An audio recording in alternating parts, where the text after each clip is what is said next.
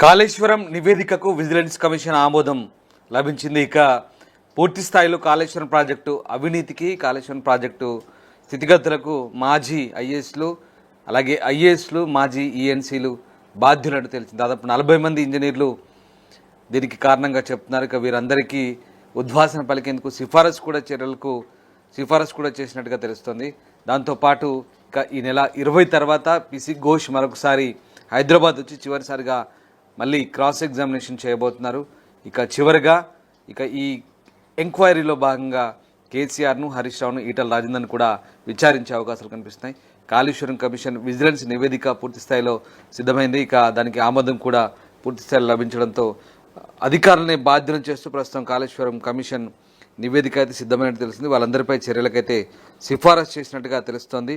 So ఈ ప్రాజెక్టులో భాగమైన మేడిగడ్డ, అన్నారం, సుందిళ్ల బ్యారేజ్లపై విజిలెన్స్ అండ్ ఎన్ఫోర్స్మెంట్ విభాగం సమర్పించిన నివేదికను రాష్ట్ర విజిలెన్స్ కమిషన్ ఆమోదించింది. మేడిగడ్డ బ్యారేజ్ కుంగిపోగా అన్నారం, సుందిళ్ల బ్యారేజ్లలో బుంగలు ఏర్పడి భారీగా నీళ్లు లీక్ అయిన విషయం తెలిసిందే. దీనిపై విజిలెన్స్ విచారణకు ఆదేశిస్తే బరాజుల వైఫల్యానికి 40 మందికి పైగా ఇంజనీర్లు, ఇతర అధికారులు బాధ్యులను తేలుస్తూ వారిపై క్రిమినల్ చర్యలతో పాటు శాఖాపరమైన క్రమశిక్షణ చర్యలు తీసుకోవాలని విజిలెన్స్ విభాగం సిఫారసు చేసింది.